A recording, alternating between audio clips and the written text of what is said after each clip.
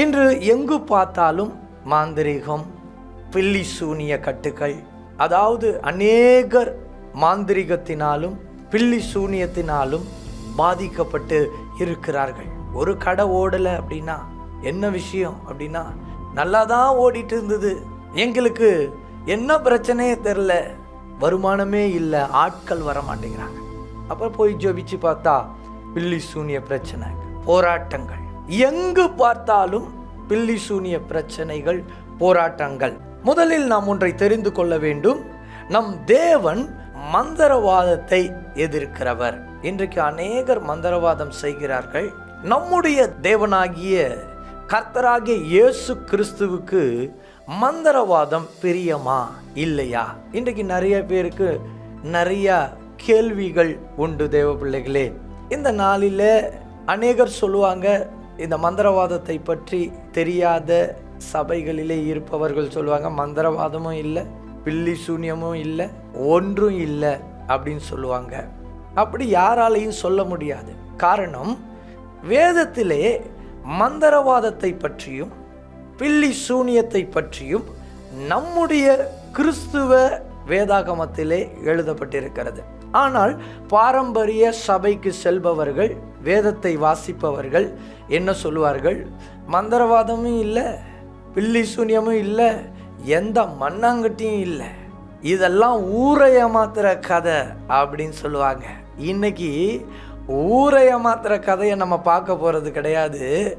ஊரை நம்ப வச்சு தேவன் எவ்வளோ பெரியவர், அவருடைய வல்லமை எவ்வளோ பெரியது, யார் இதெல்லாம் அசட்டை பண்ணுவாங்க அப்படின்னு சொல்லி பார்த்தீங்கன்னா, தேவனுடைய வல்லமை பற்றி தெரியாதவர்கள், ஒருவேளை ஆவிக்குரிய காரியத்தில் அவங்க ஈடுபடாததுனாலே, பல அசுத்த ஆவிகளை துரத்தாததுனால அவங்களுக்கு நம்பிக்கை இருக்காது. அந்த நம்பிக்கை இல்லாததுனால அவங்க சொல்லுவாங்க, மந்திரவாதமும் இல்லை, பில்லி சூன்யமும் இல்லை அப்படின்னு சொன்னால் நீங்கள் அதெல்லாம் நம்ப வேணாம்.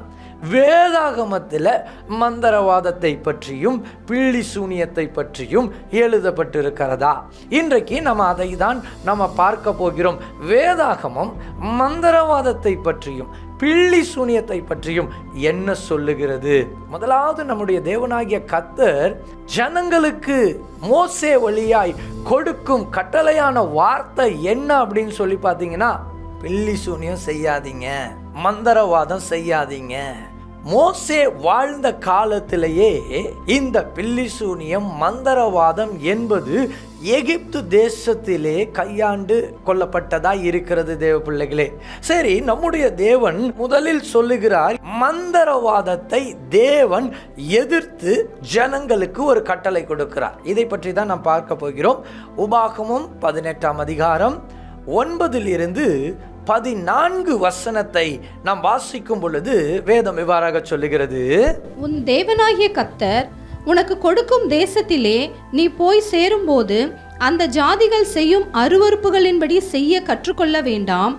தன் மகனையாவது தன் மகளையாவது தீக்கடக்க பண்ணுகிறவனும், குறி சொல்லுகிறவனும், நாள் பார்க்கிறவனும், அஞ்சனம் பார்க்கிறவனும், சூனியக்காரனும், மந்திரவாதியும், சன்னதக்காரனும், மாயவித்தைக்காரனும், செத்தவர்களிடத்தில் குறி கேட்கிறவனும் உங்களுக்குள்ளே இருக்க வேண்டாம்.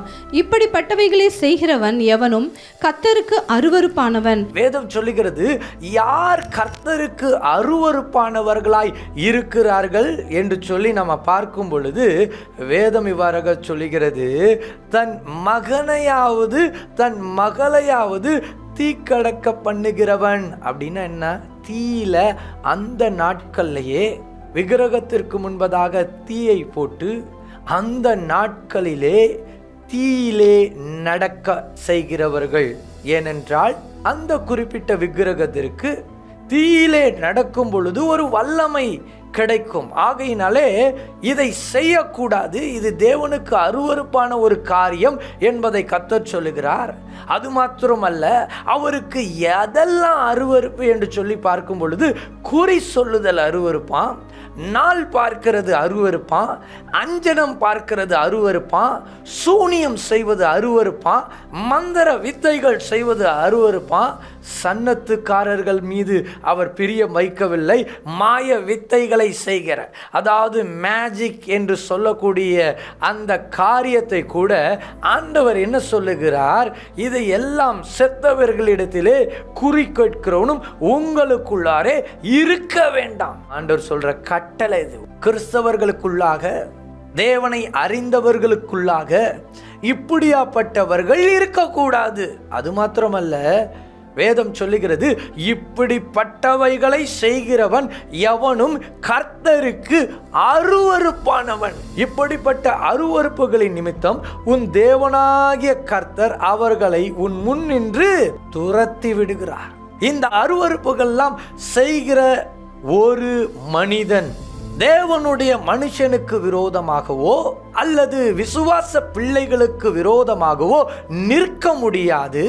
காரணம், ஏன் அவன் நிற்க முடியாது என்றால், கர்த்தர் அவர்களை நம்முடைய முன் நின்று அவர் துரத்தி விடுவார். அதனால இதை குறித்து கலங்க வேண்டாம் என்பதுதான் கர்த்தருடைய வாக்குத்தத்தமாய் இருக்கிறது. தேவ பிள்ளைகளே, வேதம் சொல்லுகிறது, நாம் எப்படி கர்த்தருக்கு முன்பாக இருக்க வேண்டுமாம், உன் தேவனாகிய கர்த்தருக்கு முன்பாக நீ உத்தமனாயிரு. நாம உத்தமர்களாய் இருக்க வேண்டும், நாம உண்மை உள்ளவர்களாய் இருக்க வேண்டும். வேதம் சொல்லுகிறது, 14ஆம் வசனத்தை நம்ம வாசிக்கும் பொழுது வார்த்தை வாரக சொல்லுகிறது, வாசிக்க கேட்போம். நீ துரத்திவிட போகிற இந்த ஜாதிகள் நாள் பார்க்கிறவர்களுக்கும் குறி சொல்லுகிறவர்களுக்கும் செவி கொடுக்கிறார்கள். நீ அப்படி செய்கிறதற்கு உன் தேவனாகிய கர்த்தர் உத்தரவு கொடார். நாமளும் அப்படி செய்யாம இருக்கணும் என்பதுதான் தேவனுடைய பிரியமான வார்த்தையாய் இருக்கிறது. தேவ பிள்ளைகளே, இன்றைக்கு பேய்கள்லாம் துரத்தி விட்டா சில நபர்களுக்குள்ளார சில பேய் ஆடும். அது மேலே கையை வச்சு ஜெபம் பண்ணா, யாரு அனுப்பி விட்டா அப்படின்னா உடனே அது சொல்லும், ஓ டெபோரா தான் அனுப்பி விட்டா. என்னது, டெபோரா அனுப்பி விட்டாளா? டெபோராவா? உடனே சொல்லும், இல்ல ஜெனிஃபர் அனுப்பி விட்டா. ஜெனிஃபரா? யார் அவ? சபைக்கு போறாளா? ஆமா ஆமா, அவ சபைக்கு போறா, அவ உண்மையுள்ளவ இல்ல. பாருங்க, இன்னைக்கு கிறிஸ்தவத்தில் ஒரு நபர் மந்திரவாதம் நீங்கள் செய்வீர்கள் என்றால் தேவனுக்கு உகந்தவர்கள் நீங்கள் அல்லவே அல்ல என்பதை வேதம் தெளிவாக சொல்லுகிறது. மந்திரவாதத்தை எதிர்க்கிறவர் உங்களையும் எதிர்ப்பார். நான் ஜப கூட்டத்துக்கும் போயிருப்பேன், நான் மந்திரவாதியும் பார்த்துப்பேன் அப்படின்னா உன் ஜபம் உருப்படாது அப்படின்றத ஆண்டவர் தெளிவாக சொல்லி கொடுக்கிறார் இங்கே. அப்புறம் மந்திரவாதம் அது என்ன அப்படின்னு சொல்லி வேதாகமத்தில் பார்த்தோம் அப்படின்னா, அது ஒரு மாம்சத்தின் கிரியையாம். எப்படி அந்த மந்திரவாதம் கிளம்பினது? அது ஒரு பிசாசினால் செயல்படக்கூடிய காரியங்கள், அது ஒரு மாம்சத்தின் கிரியை என்று சொல்லி வேதம் சொல்லுகிறது. கலாத்தியர் 5ஆம் அதிகாரம் 19 - 21 வசனத்தை நம்ம வாசிக்கும் பொழுது வேதம் சொல்லுகிறது, மாம்சத்தின் கிரியைகள் வெளியரங்கமாய் இருக்கின்றன. மாம்சத்தின் கிரியைகள் வெளியரங்கமாய் இருக்கின்றன.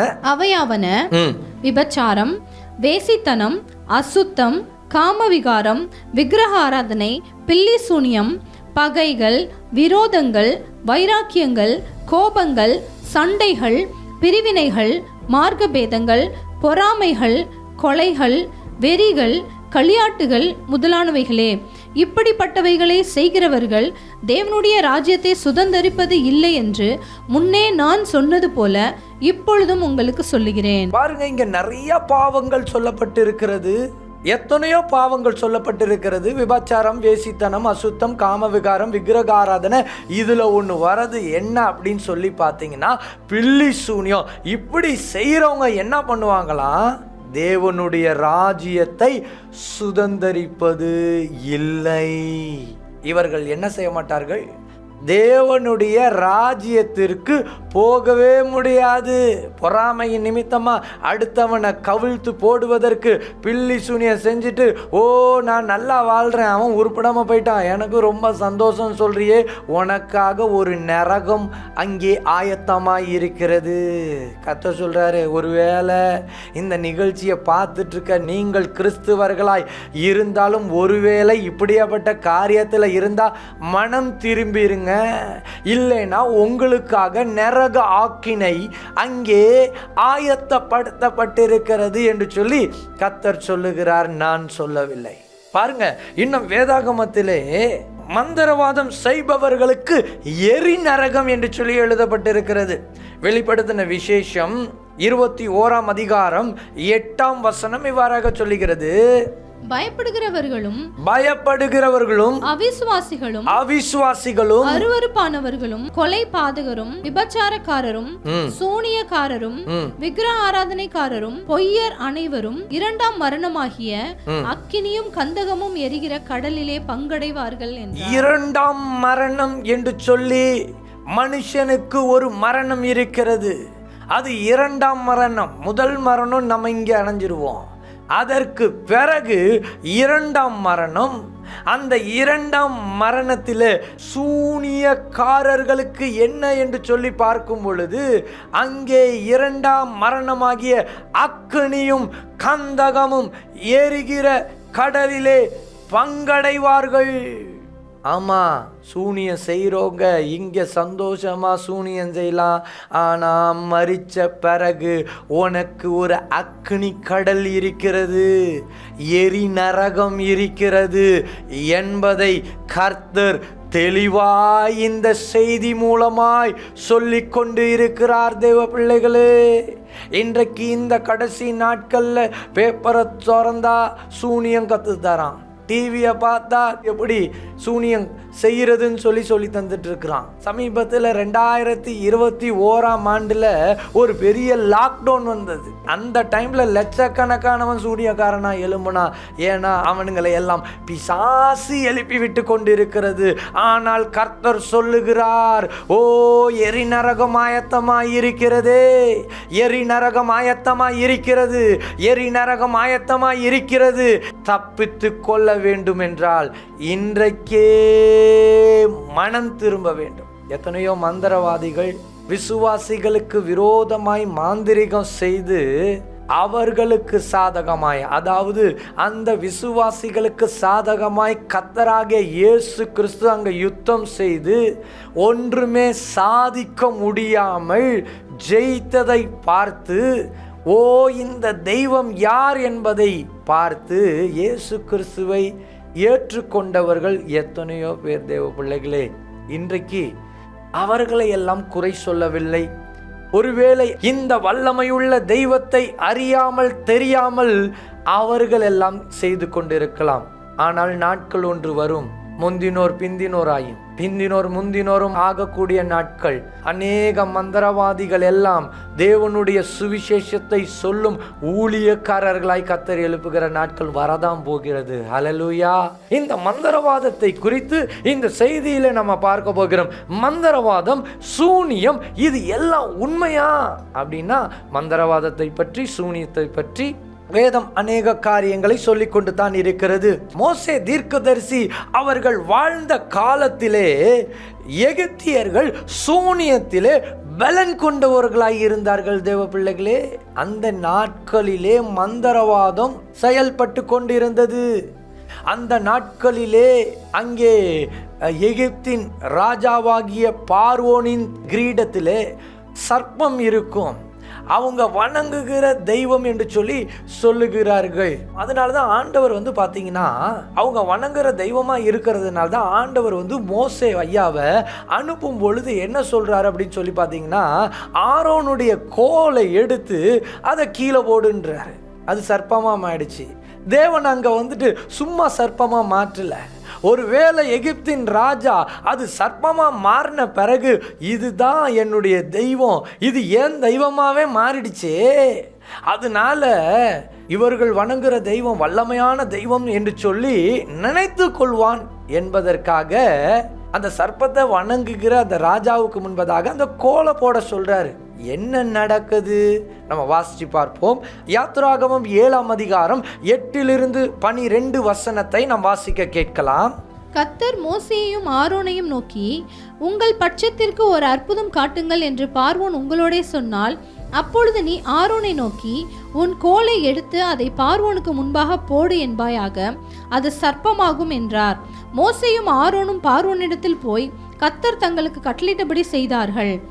ஆரோன் பார்வோனுக்கு முன்பாகவும் அவன் ஊழியக்காரருக்கு முன்பாகவும் தன் கோலை போட்டான், அது சர்ப்பமாயிற்று. அப்பொழுது பார்வோன் சாஸ்திரிகளையும் சூனியக்காரரையும் அழைப்பித்தான். எகிப்தின் மந்திரவாதிகளும் தங்கள் மந்திர வித்தைகளினால் அப்படி செய்தார்கள். அவர்கள் ஒவ்வொருவனாக தன் தன் கோலை போட்டபோது அவைகள் சர்ப்பங்களாயின. ஆரோனுடைய கோலோ அவர்களுடைய கோல்களை விழுங்கிற்று. ஆரோனுடைய கோல் அவருடைய கோலை என்ன பண்ணிச்சான்? விழுங்கிடுச்சு. இங்க என்ன நடக்குது? அங்க மோசேவும் ஆரோனும் பார்வோனிடத்தில் போய் கர்த்தர் தங்களுக்கு கட்டளையிடபடியே செய்யும் பொழுது ஆரோன் பார்வோனுக்கு முன்பாக அவன் ஊழியக்காரருக்கு முன்பாக தன் கோலை போடும் பொழுது அது சர்ப்பமாயிடுச்சு. அப்பொழுது பார்வோன் சாஸ்திரிகளையும் சூனியக்காரர்களையும் அழைப்பித்தான் என்று சொல்லி எழுதப்பட்டிருக்கிறது. அங்க எகிப்திலே வல்லமையான சூனியக்காரர்கள்லாம் இருக்கிறாங்க.